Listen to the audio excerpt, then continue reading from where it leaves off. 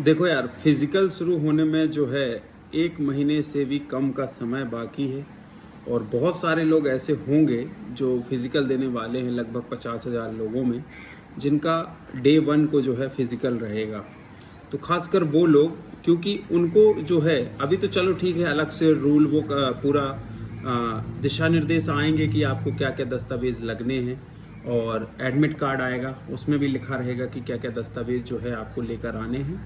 लेकिन अभी तक का जो इतिहास रहा है, अभी तक की जो पास्ट की वैकेंसीज़ रही हैं और जो फिज़िकल टेस्ट्स हुए हैं, मैं 2017 से देख रहा हूँ, तो उनमें जो-जो दस्तावेज़ लगे हैं, उतने दस्तावेज़ों को जो है आप 3 से 4 प्रति में, प्रत्येक दस्तावेज़ की 3 से 4 फ़ोटोकॉपी प्लस ओरिजिनल दस्तावेज़ उसका, इनको जो है सँजो के रख लो, एक फ़ाइल बना लो अपनी, एक फ़ाइल खरीद लाओ, एक फ़ाइल फ़ोल्डर, और उसमें ये दस्तावेज़ जो है अच्छे से सँजो के रख लो। और फॉर्म भरते समय जो फ़ोटो आपने लगाई थी, वो फ़ोटो है तो बहुत अच्छी बात है, उसी से एक्स्ट्रा फ़ोटो और बनवा लो।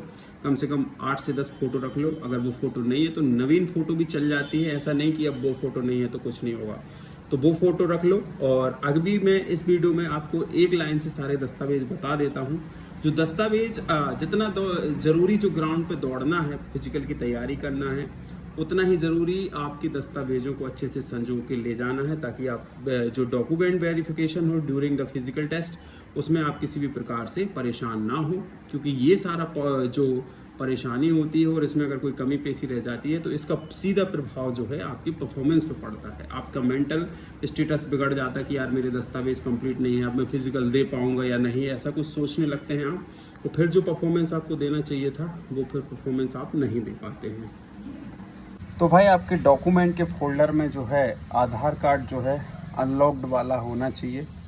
अनलॉक्ड इसलिए क्योंकि आपका जो फिंगरप्रिंट है उससे ओटीपी आनी चाहिए, उससे जो है लॉक नहीं होना चाहिए। क्योंकि जो आपका एग्ज़ाम होता है उसमें फिंगरप्रिंट आपको पता है कि लगता है, तो वही कहलाता है कि अनलॉक्ड आधार कार्ड। तो एक आध बार चेक करा लेना। आपके नज़दीकी UIDAI के जो सेंटर होते हैं उन वाले भैया से आप बोलोगे तो वो चेक कर देंगे कि आपका फिंगरप्रिंट लॉक तो नहीं है। ठीक है। दूसरा होता है आपकी मार्कशीट।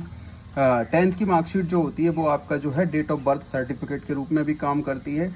उसको हम कहते हैं कि जन्म प्रमाण पत्र के रूप में भी वो काम करती है। तो आपकी 10th की मार्कशीट में जो डेट ऑफ बर्थ है वही मानी जाती है, इसलिए 10th की ओरिजिनल मार्कशीट प्लस उसकी फ़ोटोकॉपी। उसके साथ अगर आपने 12th किया है तो 12th की मार्कशीट प्लस उसकी फ़ोटोकॉपी, ग्रेजुएशन किया तो उसकी मार्कशीट प्लस उसकी फ़ोटोकॉपी। ठीक है।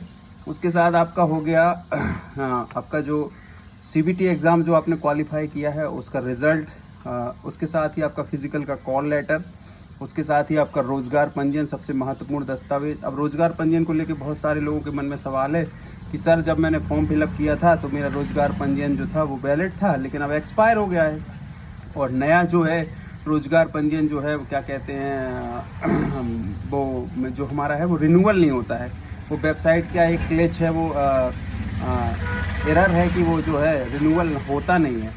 तो अगर वो नहीं हो रहा है तो आप नया बना के भी ले जा सकते हो। लेकिन उस समय जब आपका फॉर्म फिलअप हुआ था, जो रोज़गार पंजीयन आपने दिया था, उसका रोज़गार पंजीयन का प्रिंट आउट ज़रूर ले जाना। वो बहुत महत्वपूर्ण दस्तावेज़ होता है।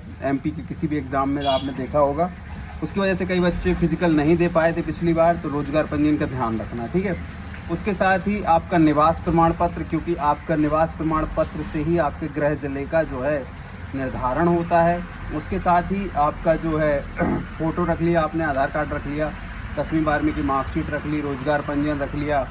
और जो पिछली बार तो फॉर्म फिलअप जो आपने किया था वो भी मंगाया गया था, लेकिन इस बार ऐसा नहीं है कि फॉर्म भी मांगा जाए।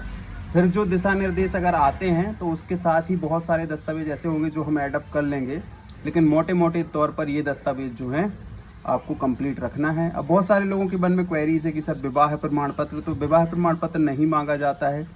और जैसे बच्चों के जन्म का प्रमाण पत्र, ये सारी चीज़ें जो हैं ये उस वक्त पता चल पाएंगे जब आपकी वो लिस्ट आएगी कि जब आपका फिज़िकल टेस्ट होने वाला है। तो बाकी इतने दस्तावेज़ तो आप कंप्लीट करके रखिए मोटे मोटे। उसके बाद जो है जो लिस्ट आएगी फाइनल लिस्ट, उसके बाद हम आपको सॉलिड श्योर फाइनल बता पाएंगे कि ये दस्तावेज़ लगने हैं। लेकिन इतने दस्तावेज़ अगर आपके कंप्लीट नहीं हैं तो थोड़ा सा जो है इन पे ध्यान दीजिएगा। अब इसके साथ ही बहुत सारी क्वेरीज ऐसी आएंगी कि इस वीडियो में कि मुझे पता है कि आप बोलेंगे कि सर माता जी के नाम में फलानी मिस्टेक है, पिताजी के नाम में कुमार लगा है, सिंह लगा है, ठाकुर लगा है, या बहुत सारी चीज़ें हैं कि जो थोड़ा बहुत मिसस्पेल्ड है या मिसस्पेल है या थोड़ा सा सिमिलर नहीं है आपके और दस्तावेज़ों से, या जो आपने फॉर्म में फिलअप किया उससे सिमिलर नहीं है, तो ये चल जाती है। ये थोड़ी मतलब ये छोटी मोटी एरर से जो है आपका कोई सिलेक्शन नहीं रुकता है। बस ये है कि डॉक्यूमेंट जो है आपका वो ऑथेंटिक होना चाहिए, फर्जी नहीं होना चाहिए। बाकी नाम की स्पेलिंग में थोड़ी बहुत गलती हो या थोड़ी मोड़ी एरर जो है वो चल जाती है। तो थोड़ी बड़ी एरर हो तो उसके लिए जो है आपसे कोई एफिडेविट भी ले लिया जाता है। तो ये चीज़ें हैं, उतना ज़्यादा इनसे कोई इशू बनता नहीं है। ऐसा मत सोच के बैठिएगा कि मेरा एक ठो स्पेलिंग गलत है, जो मैंने फॉर्म में फिलअप किया उससे अलग है, तो ऐसा नहीं होगा। ऐसा कुछ नहीं है, हो जाता है, सब हो जाता है, लेकिन बस ये है कि ऑथेंटिक डॉक्यूमेंट आपका होना चाहिए।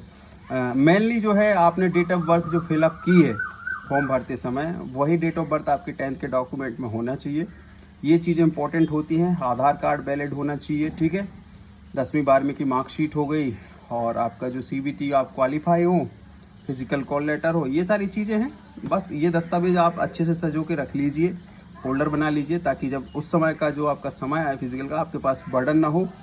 और मोटिवेट रहिएगा, थोड़ा सा नेगेटिव वाइब जो है अपने अंदर मत आने दीजिएगा।